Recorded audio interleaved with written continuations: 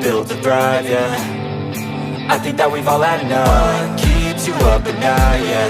Make all the demons quiet, yeah. We were built to thrive, yeah. I think that we Part 1, Part 2, Part 3, and Part 4. Now look at Part 1. Part 1. You are going to listen to the director of a college talking about his school. Listen to the talk and answer the questions. First, you have some time to look at questions 1 to 3.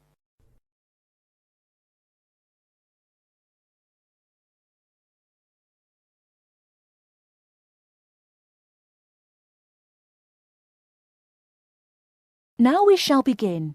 You should answer the questions as you listen, because you will not hear the recording a second time. Listen carefully and answer questions 1 to 3.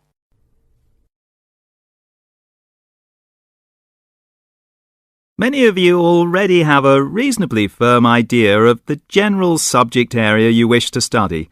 Others are more open and searching for ideas. Whatever your situation, I hope you find that we have a course that meets your needs. Our firm aim is to be a student-centred institution with a special emphasis on flexibility. This begins with our attitude to access. We judge people on their motivation and commitment to study as much as, if not more than, formal qualifications. This is reflected in the vitality and diversity of our student population. Some of our students come direct from sixth form or college. Before you hear the rest of the conversation, you have some time to look at questions 4 to 10.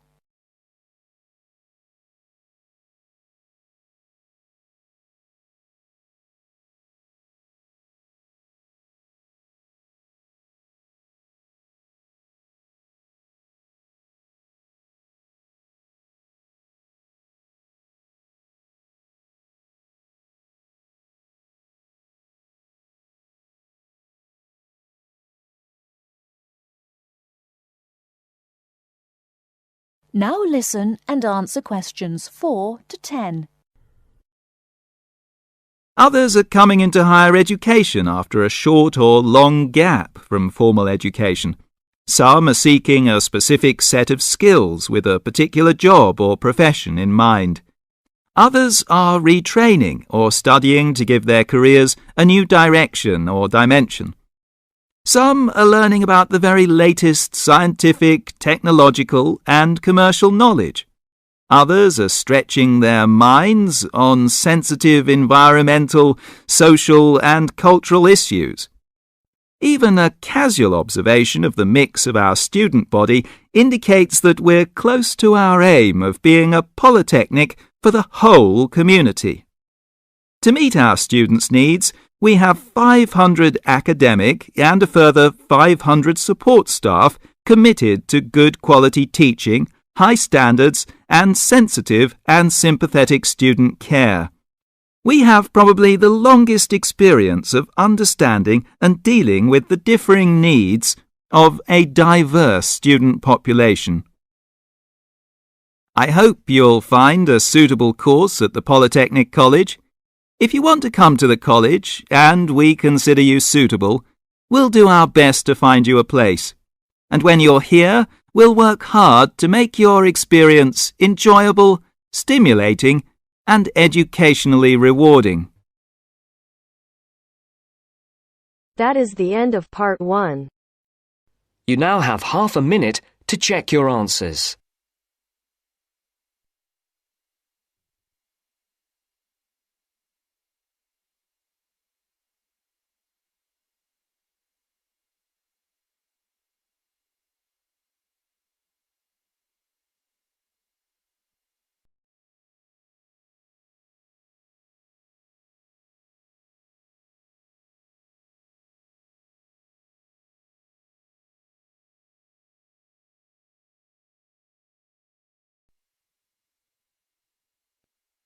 Now turns to Part 2.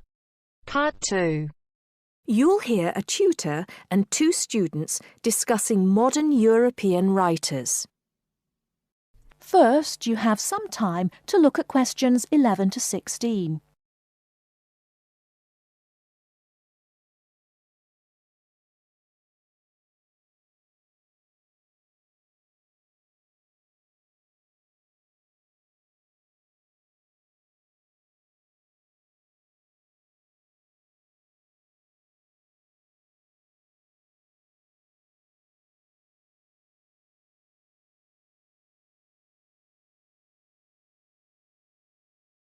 Now, listen carefully and answer questions 11 to 16.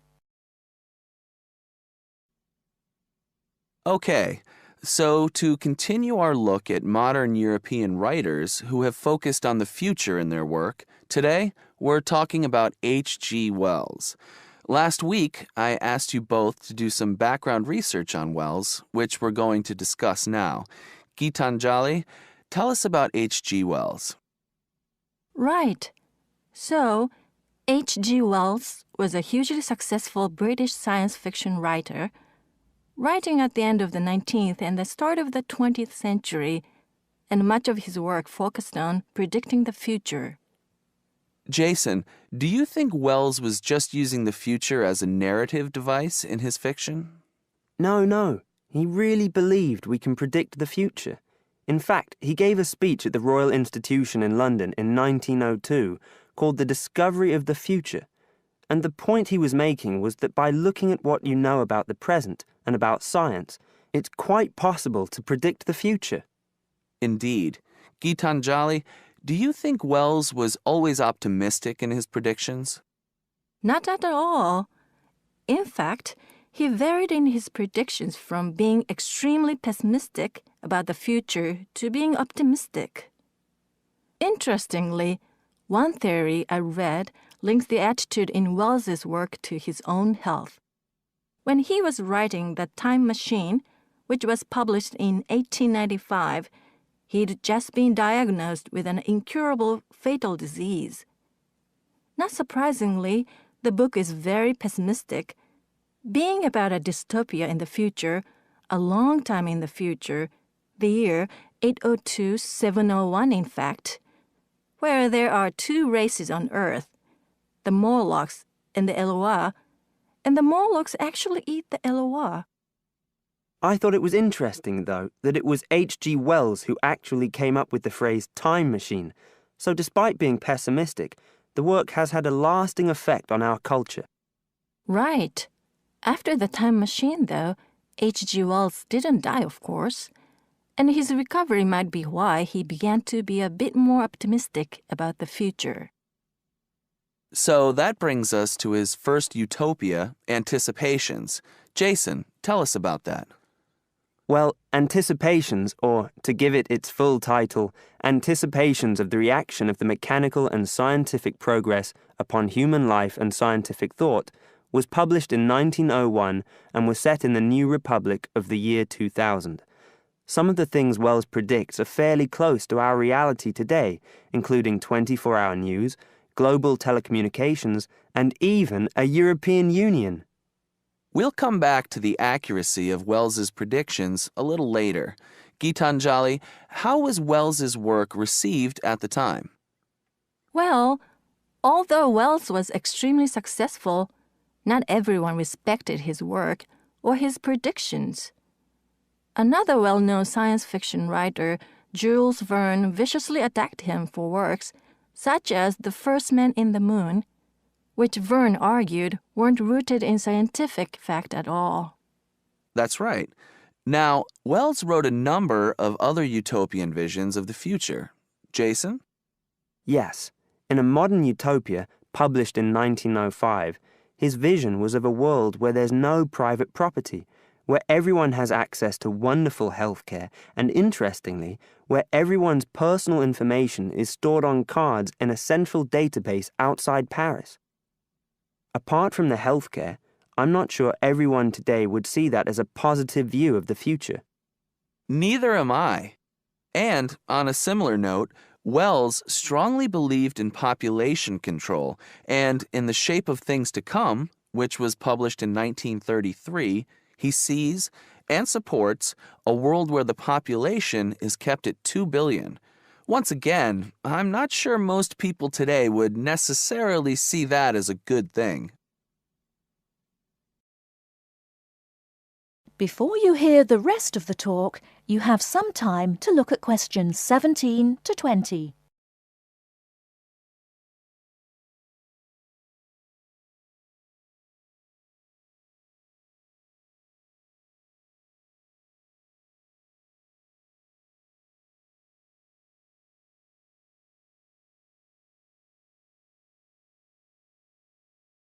Now listen and answer questions 17 to 20. Gitanjali, in your research, did you come across anything about the world brain? Yes, I did. It's actually very interesting. Throughout the 1930s, Wells predicted and supported the setting up of a huge world encyclopedia. And towards the end of the decade, in 1938, he wrote a series of essays called World Brain. In these essays, he called for the world to make use of modern technology to create an enormous global encyclopedia so that all our knowledge is available to all people, not just an educated elite. Wells envisioned this as probably being on microfilm.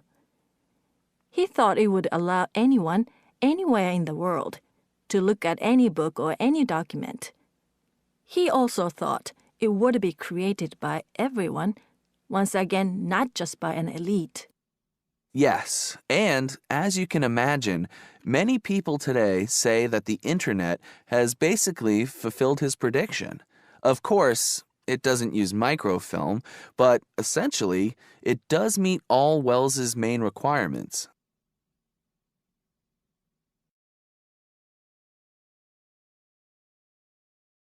That is the end of part 2. You now have half a minute to check your answers.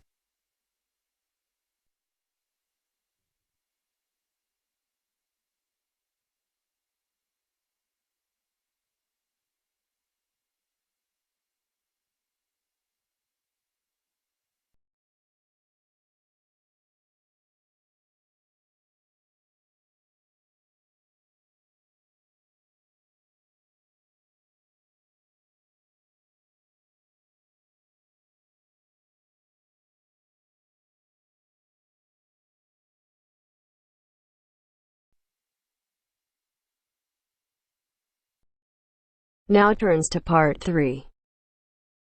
Part 3.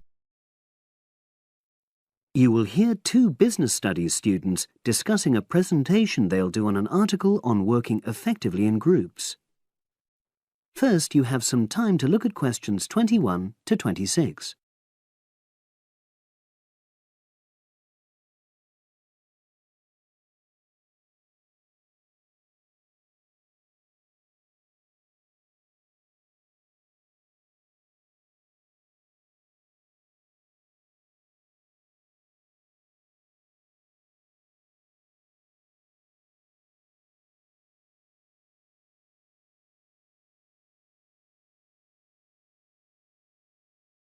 Now listen and answer questions 21 to 26.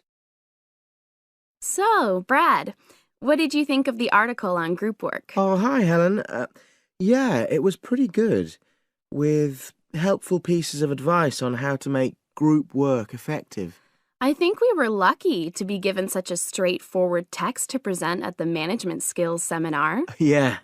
Actually, shall we discuss it now? Have you got time?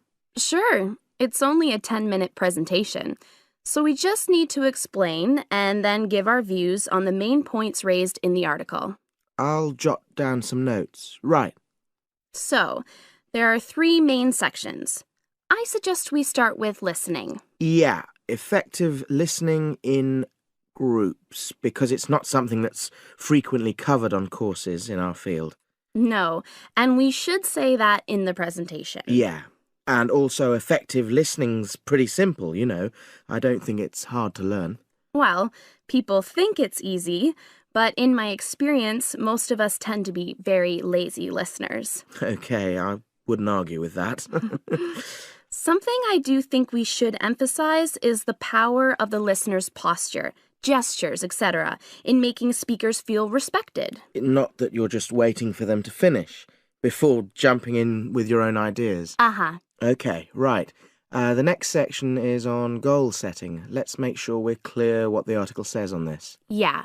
Well, firstly, it says that all group members must be given time to explain their own goals. That's it, yeah. And then, did it say that the whole group should agree on common goals? That's a bit too strong. It's more that everyone's agendas should be equally acceptable.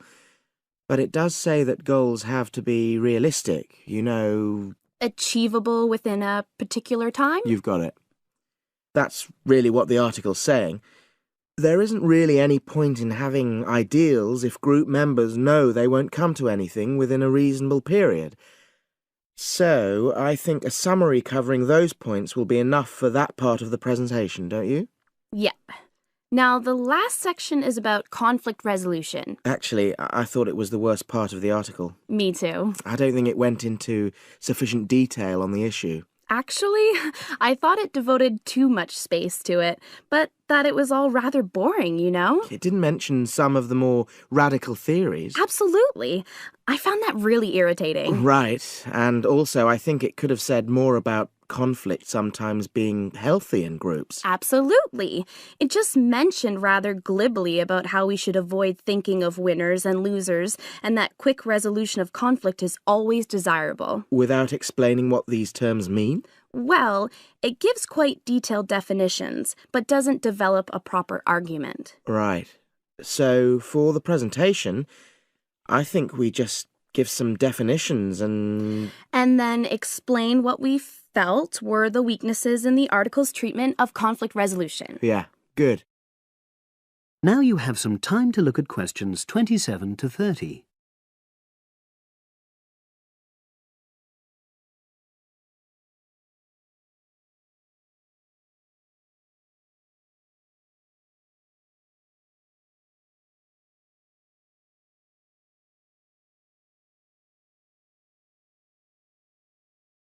Now listen and answer questions 27 to 30.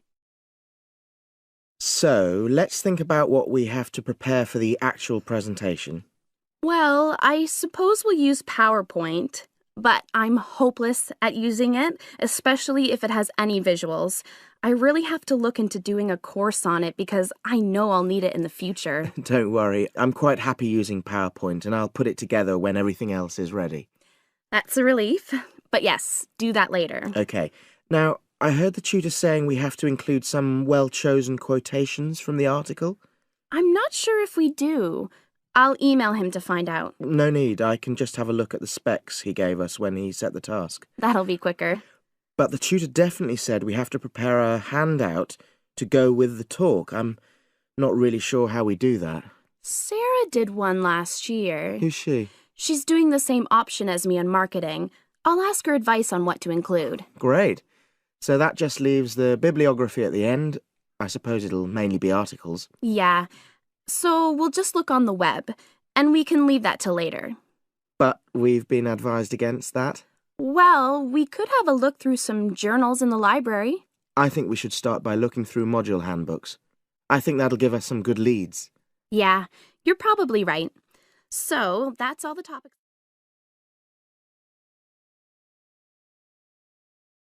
That is the end of part 3. You now have half a minute to check your answers.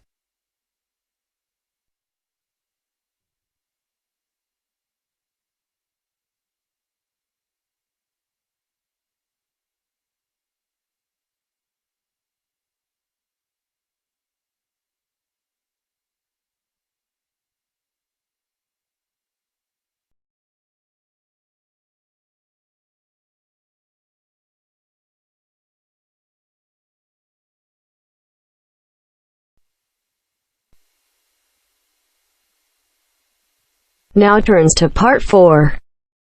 Part 4. Hear an extract from a talk given by lecturer from Management Department of a university on the topic Job Satisfaction. First, you have some time to look at questions 31 to 40.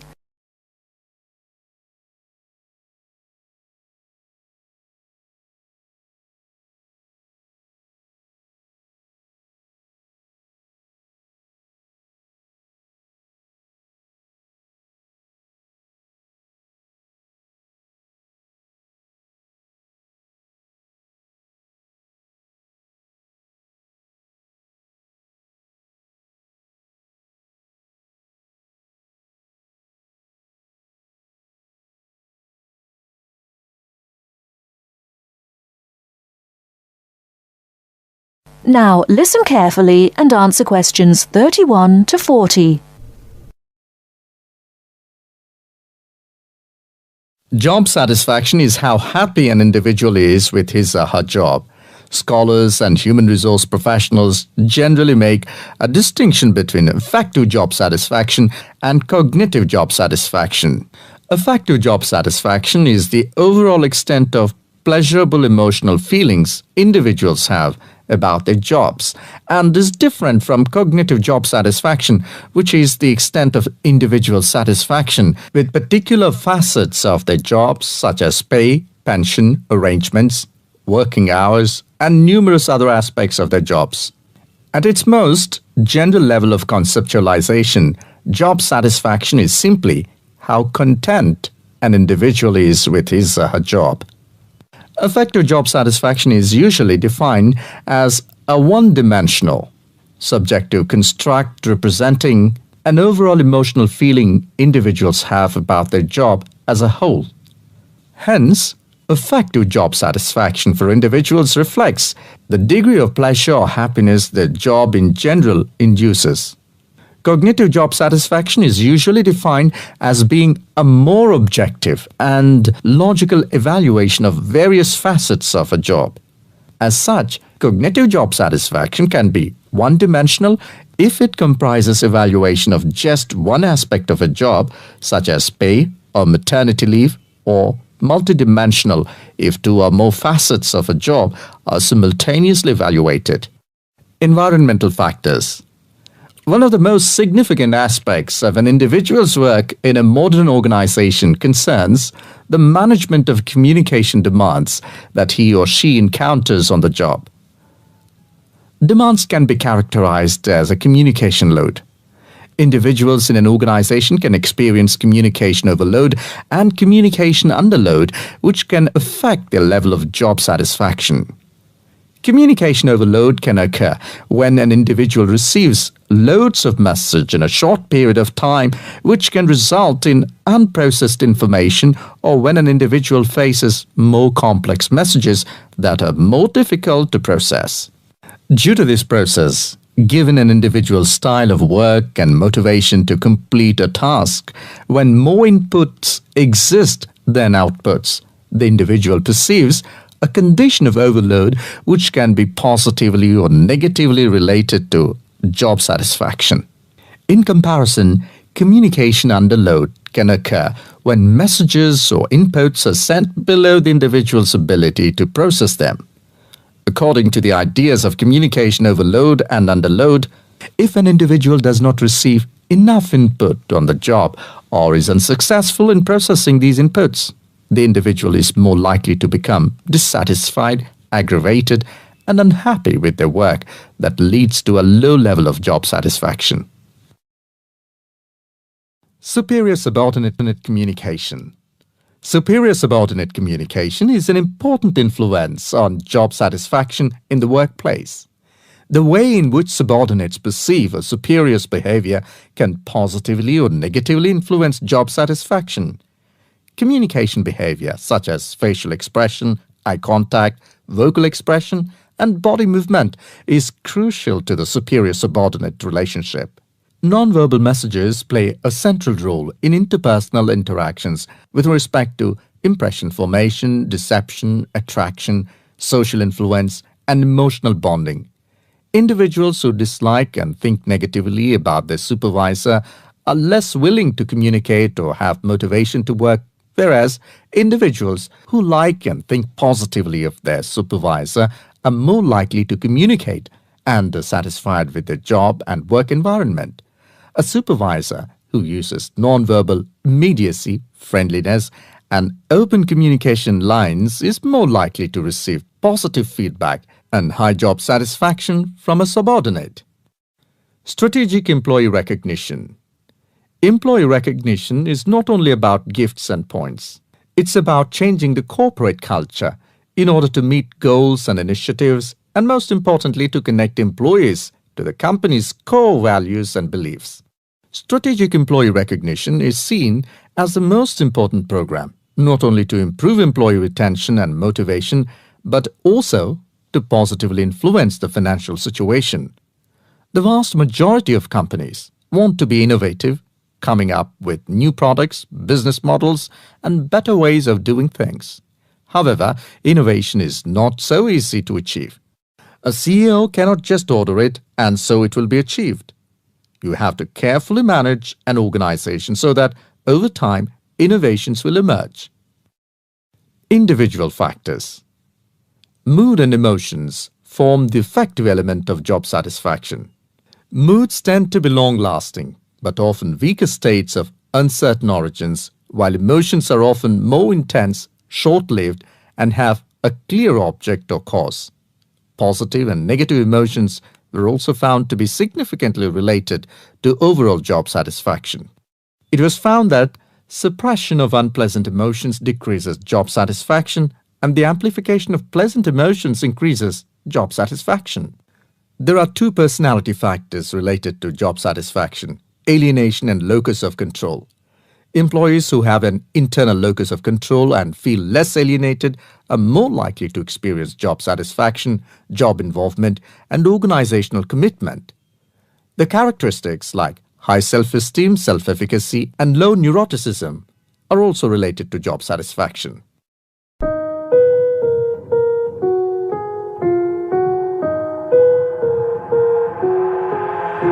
I've got an itch I can't scratch, I'm missing a piece that completes a whole part of me, an open wound scar to see.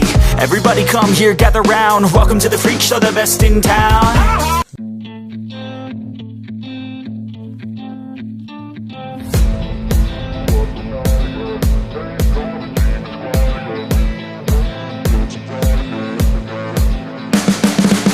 You can see the writing on the pavement, young kids, they're growing up in basements. Online, a whole new generation, I'ma make mine, so you better go take it. Always they need a new replacement, decentralized, can't contain it. We're changing lives, yeah, upgrading, call it suicide of the older generation. Hello everyone, welcome to our channel. Today in this video I'll discuss with you writing task 2, and the question for today is: some people prefer to spend their lives doing the same thing and avoiding change. Other, however, think that change is always good. Discuss both the views and give your opinion. So we have to discuss these both views, that some people are of the viewpoint that we should not change, whatever we are doing we should do that only, but some people prefer change in life. So we have to discuss both the views and we have to give our opinion as well. Changing one's attitude toward life has long been a contentious issue, debatable issue. Some people want to stick to a repetitive routine, while others love to be curious, so they prefer to change. So some are of curious mind, so they prefer to change. However, presume means believe that change is as good as rest. The upcoming paragraphs will discuss both the views. So in the body paragraph 1, we will be discussing the first viewpoint. In the body paragraph 2, we will be discussing the second viewpoint. And lastly, we will be writing the conclusion. On the one hand, some people tend to stick to a regular pattern because they have developed their cozy cocoons and they do not want to come out of their comfort zone. So they believe that they do not want to, try new things because they believe it will have more harm than any benefit. So they do not want to come out of their cozy cocoon, means their comfortable zone, and they do not want to think out of the box. Apart from that, following the same routine make them expertise. For instance, if a person has been doing a specific job for a long time, he or she would have mastered that skill and can serve as a mentor to the developing birds. So that can help to some or to the upcoming generation as a master. Okay. As a result, they adhere to their daily route style. They just stick to their daily style and are uninterested in alteration and are uninterested in changes. Adhere means they just stick to that routine. They do not want to change, and alteration means changes.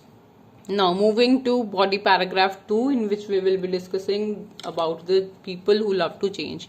Many people choose to switch from a stationary lifestyle to one that allows them to try new things and break from a monotonous routine. So some people are of the kind that they just want to get rid of their monotonous routine and they try new things. People used to alter their career path in past rarely, but now they can change occupations or academic subjects for growth or interest. So we can see, like in the past, what was there was that people see, if someone is doing non-medical, then they never ever have changed their career path, but now the students have done their higher education in medical or non-medical streams, but when they just go to the colleges or they promoted to the college life, they shift their career path. I have seen that they have shifted their career paths from BSc to BCom kind of thing. So they have changed there, but it was not used to happen in the past. Furthermore, change promote growth and achievement. To exemplify, many entrepreneurs who have failed have changed their approach and attained success. So if I give an example here of a person, the one who has made the bulb, so that was his 100th attempt in which he got the success. So he changed his approach, that's why he got the success. As a result, people choose to change over consistency. To reiterate, perception varies from person to person, just like people's way of living. So the people of different people have different viewpoints. So people prefer to live the same way they always have, while others desire to change. So some people are of the way that they just want to live the same way